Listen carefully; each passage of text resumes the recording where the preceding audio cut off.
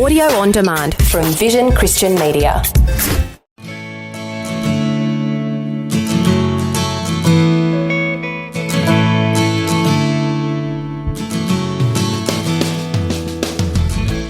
I think we have to realise that our kids will do it differently. There are things they'll do that are similar, but they will raise their children differently, and especially when they marry into a different family. Grandparents have an incredible opportunity to support and serve our children and our grandchildren. You don't have to have all the answers, but you do have a little more life experience that can help guide the generations following you in how to navigate life and faith. Today's guest is Reverend Ian Barnett, the founder of the National Grandparent Movement. We're going to talk about some of the challenges grandparents can face and some keys in discipling the next generation. That's Reverend Ian Barnett, along with my wife Kate, and I'm Brett Ryan, for Focus on the Family, Australia. Welcome back to Focus.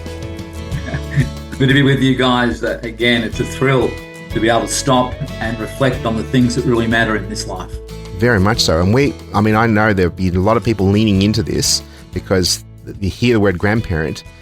Kate and I, we're grandparents of 5, and we love that role. We love being called nanny and pa.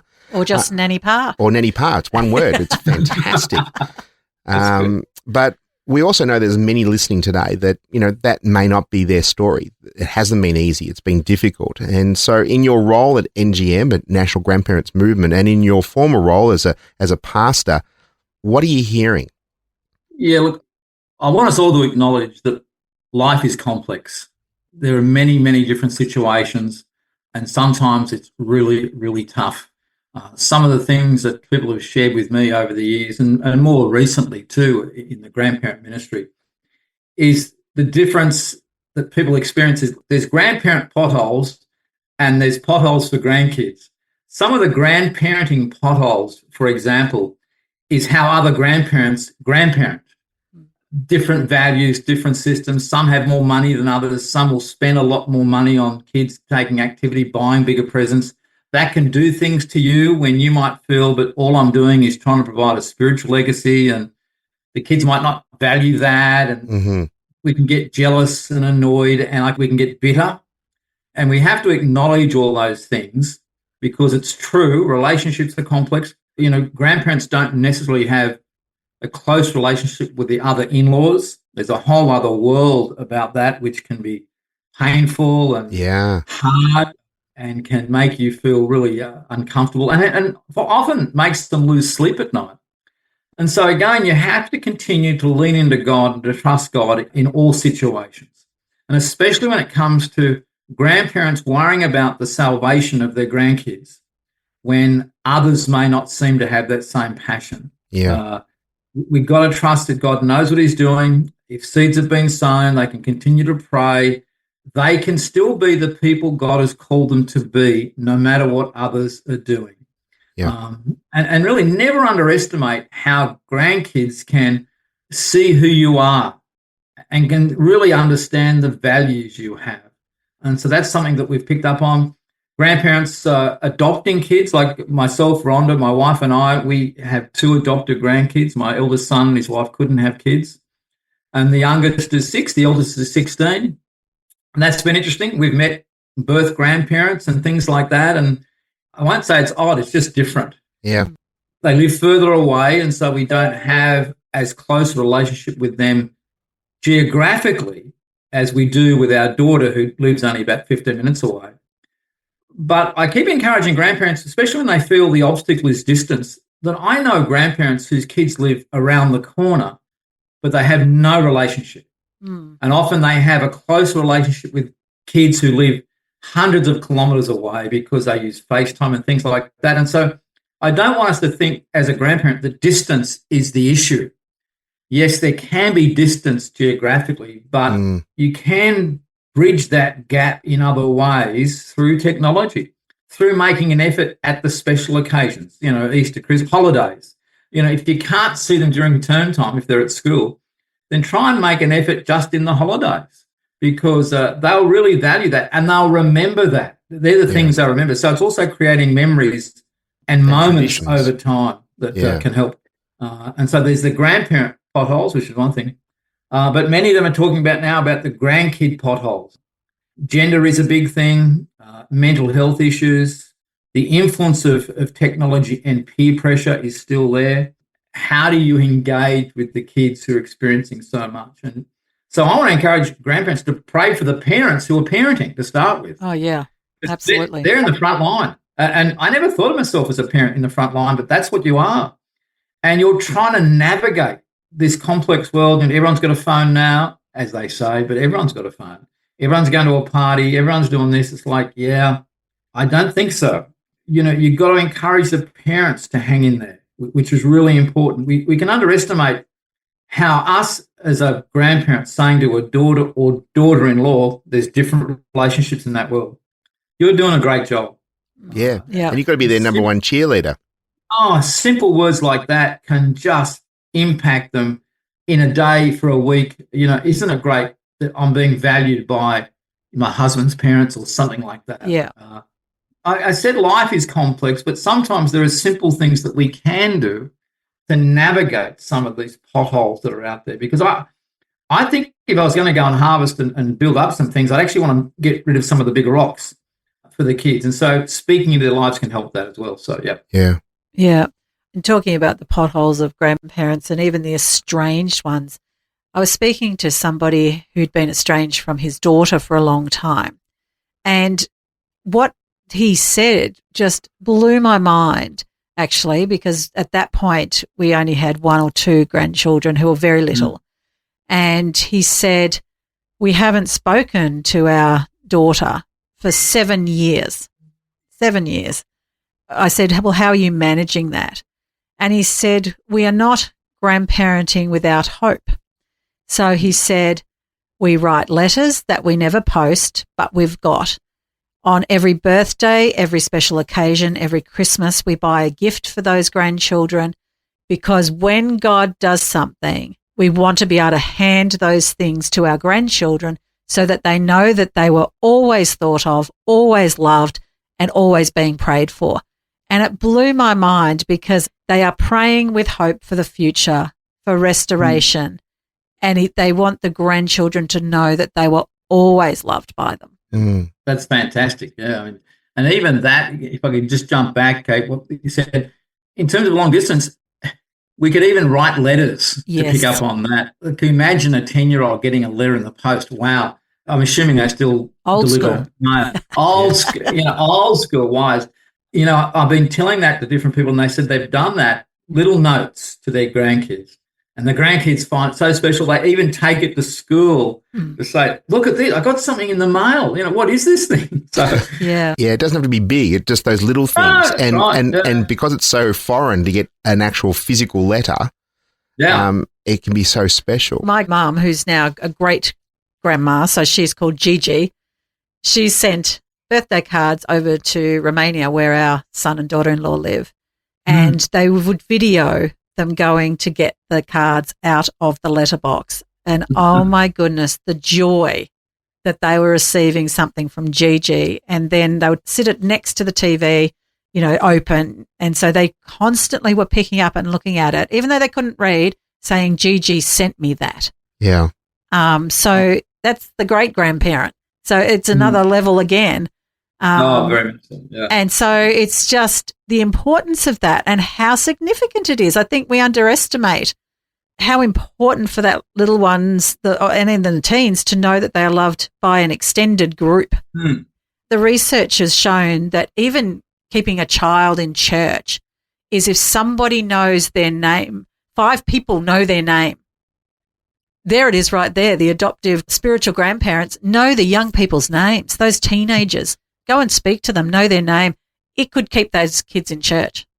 Absolutely. I think that is so, so true. And I think sometimes in church life, if I comment on that for a moment, we're always looking down, as in children and youth. We're often not looking up to think, well, what about the older generation? Maybe they can help out speaking the lives of the kids. And I know, it's important to focus in the younger years. I don't deny that. But I don't want us to forget about the other resource that's actually more than likely a huge resource, because they're the ones still going to church because they've gone to church for a long time. So, yeah. Yeah. You mentioned earlier about cheering on your children, and I think that's really important. But I thought I'd just ask the question, what do you think about when you see your kids doing things for your grandchildren that you're not quite happy with? They're not parenting the way that you would do it. What would you say to that? Well, I was actually going to address that. I'm looking here, different views of raising kids. What do you say when your children are not, in their mind, the grandparents' mind, doing the right thing? I think we have to realise, Brett, and everyone listening too, that our kids will do it differently. There are things they'll do that are similar, but they will raise their children differently, and especially when they marry into a different family. Yeah. There's a whole lot that goes into that. And just because you've been the one raising your own kids, once they get married and start having kids, or have a partner and start having kids, it's a whole new world, because they will do things based on what's happening to them, based on their own legacy, background, history, family, good or bad. And yes, they will do things, let's be honest, that will drive you crazy, and that will make you go away speaking to your husband or wife, or you'll get on the phone to your sister. I can't believe they're doing that. You can't believe what they're letting them do. Do you know the music they're listening to? They've let the 18-year-old go and get a tattoo or whatever it might be. And it's like, in my day, it's like, yeah, guys, it doesn't work. It never has. And I think you would know through your own ministry, Focus on the Family, the more you push, the worse it'll be. And if you want to drive them away, or let alone drive the parents away, just keep being negative. It's not too hard. Just keep telling them they're doing it wrong. I always, and I've learned this over the years, often it's helpful if you actually say to people when they're doing things that you might find awkward, would you mind if I shared something about my experience? Ask permission before you just blurt it out. And if they say no, keep your mouth shut. And you've got to give them permission to say no. Yes. Sometimes you can hear well, but sometimes you can't. And again, if mum and dad are both working, and, cost of living, every time I read a paper, it's about cost of living going up and things like that. Yeah. There's stress factors out there that can be very tough. Much so. That's so good. We're speaking with Reverend Ian Barnett. He's the founder of the National Grandparents Movement, and you're listening to Focus on the Family, Australia.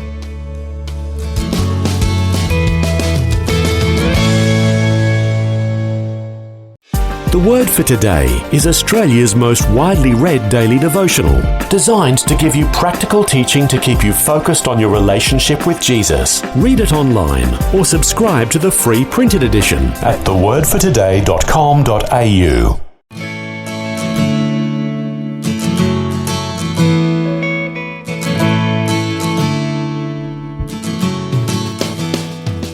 Well, welcome back. We're speaking with Reverend Ian Barnett. He's the founder of the National Grandparents Movement, and you're listening to Focus on the Family, Australia.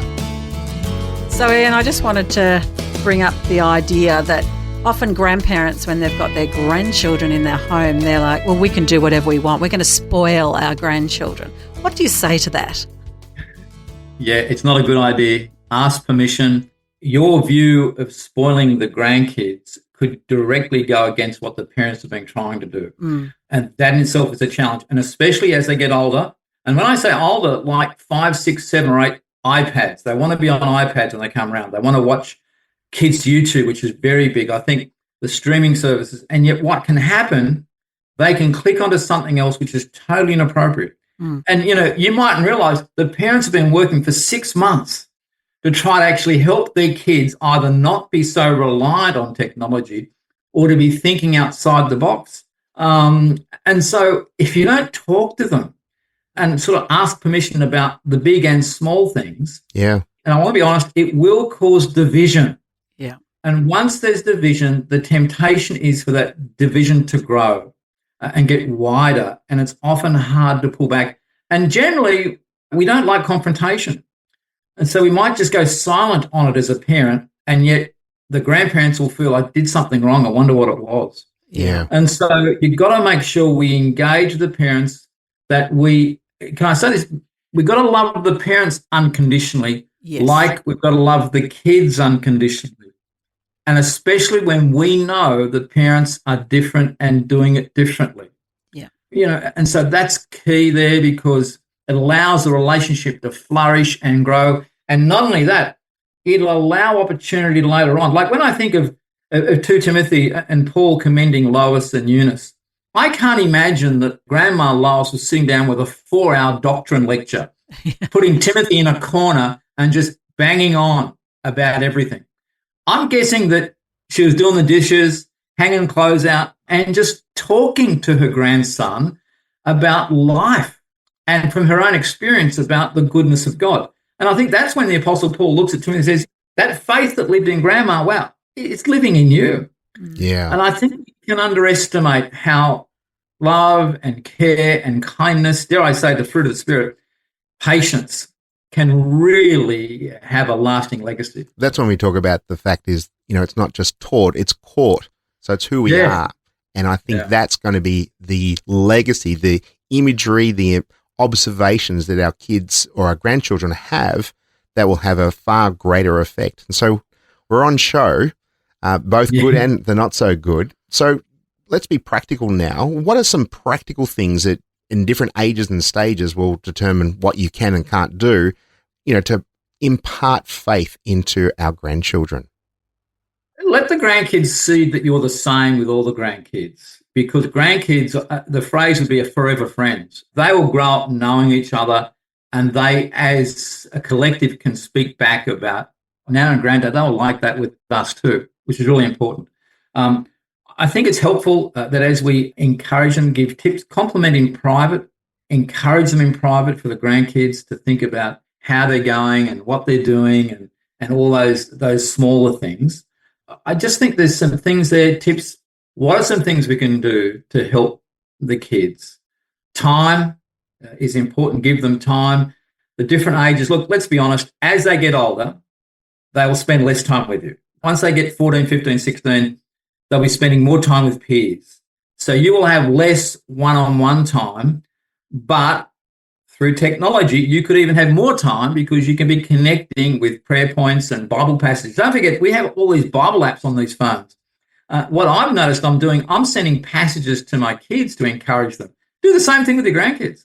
The little ones hopefully don't have phones just yet. Affection is important. You've got to earn that right, and again, work out how that's appropriate. Can I say that? Well, look, I think, Brett and Kate, we all need affection. Yes. I just think we do. Physical touch. Physical touch is key. I think for boys, especially for men, my sons are bigger than I am. They both still hug me, and they're 39 and 41. Yeah. And yet there's something that happens in that physical connection moment with men and women. The little kids will still jump on your lap and things like that, which is appropriate. And it's okay. I know we're living in a time where we have nervous, so affection is important. Give them attention when you can, appropriate attention, face-to-face, phone calls, things like that. And again, be active in the best ways you can with them. I think there's some tips for all ages, knowing that teenagers will be different. Teenagers will go a different path. Little ones are still little. Little ones, boys and girls are different. But heck, get on the floor and play Barbies. Get on the floor and build a house. Get on the floor and get some blocks.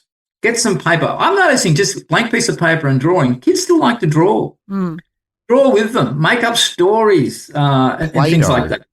Yeah, Play-Doh. Fantastic. I would like to bring in here too that as grandparents, we need to be really proactive. Yeah. I think sitting in our homes bemoaning the fact that our teenage grandchildren haven't rung us, or I haven't seen them, or they haven't made the attempt to come and see me, but rather being proactive. And I watched my mum. I think she's just been the most amazing grandmother in that she said, I want to get in their world. That may not be exactly where she was in her day or whatever, but she went to all the sport. She went to musical recitals. She would, get the sausage at halftime at the footy, with the kids when they were playing. Just being really involved. It didn't matter whether she agreed with the type of music or whatever, but she'd ask them about it because let's face it, their tastes come and go. So there's no point being judgmental about it. We need to get in their world and try and understand it and build a relationship around that. And they go, even though Nan wasn't, I'm sure that wasn't her kind of music, at least she's asking me about it and not saying, oh, you shouldn't be listening to that. And just getting to know them. Yeah, so true. And their relationship with my mum now is phenomenal. Yeah. Kate, that word, do not be judgmental. Yes. Do not judge the kids about what they're doing, why they're doing it. That is absolutely, that will come back to haunt you. Yeah. More than likely, they're often feeling judged already, no matter why or what. And so to make sure that as grandparents that we can be in their corner, we've said this earlier, to assist them through the good days and the bad days is so crucial and so important. We've unfortunately coming to an end, and we've identified some of the issues, the challenges that grandparents have, estrangement or distance, and we're addressing those one by one, the different parenting styles, that could be another one, and then especially if they don't have a faith. But for those who have got a faith, can you give us some last few encouragements for those who really want to do this well? What could they be doing? Look, continue to build trust. Don't ever underestimate the power of trust. When grandchildren see that their grandparents are valuing their family, are supporting their family, and I mean their parents, because grandkids see how we as grandparents interact with their parents. Yeah. And we trust them and we support them. That is profoundly helpful. Love unconditionally. Don't ever underestimate that power. Forgive. Don't do the reward thing. If you do this, I'll do that. Just forgive them, because we know the reality of the power of forgiveness. It's so important. Again, help them see how you solve problems, or in fact, tell them how you have solved problems over the years because of your faith. Tell them how you never could see how God was going to bring an end to this or a solution. Tell them about what happened then, good or bad. Be honest about that. Heck, our kids, you might say something and the kids can say to their children later, that really wasn't true. It was much harder for Granddad. I just think as Australians, we may not be good at being transparent, being honest as we should. We're called to walk humbly with the Lord. Let's do this in our latter stages. And so that others can watch that and say, yep, that's true of what I saw. It's true of what I heard. And it's true of the granddad or grandma that I know. That's so Beautiful. good. And I think that, for many people, it is doable. We have to be much more intentional. I think that's a very, very key word. You can't just assume it's going to happen. And as much as you'd like to control everything, and for all those control freaks out there, you have to go with the flow. And I think that key word when you said trust is such an important aspect, to trust that you can really make a difference as long as you've earned that right to speak into their lives. Yeah, that's so true, Brett. Finally, be trustworthy. Be a grandparent that's trustworthy, and that's going to reap rewards in years to come. Yeah, very much so. Well, thank you so much for sharing. And you want to just give a little bit of an overview of NGM, just a quick summary of what NGM, National Grandparents Movement, is all about. It's all about building a faith legacy for our grandkids so they can actually continue to know the Lord that we know.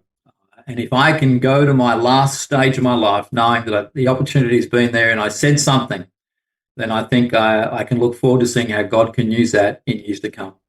So good. Well, thank you so much for being our guest today.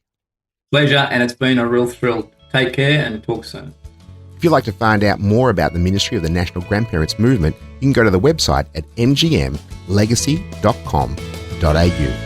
And we at Focus are proud to partner with MGM and have put together a grandparents toolkit, and you can find articles and podcasts, including keys of grandparenting and how to face some of the challenges of distance or estrangement. You can go to our website at families.org.au. And all of these videos and other downloadable resources and radio programs were only made available because of the generosity of people who want to help more Australian families to thrive in Christ. To find out more information on how you can partner with us in prayer or financially, go to families.org.au. On behalf of Kate and the rest of the team, I'm Brett Ryan, inviting you to tune in for another edition of Focus on the Family, Australia.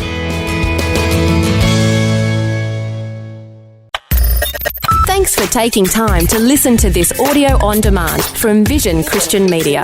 To find out more about us, go to vision.org.au.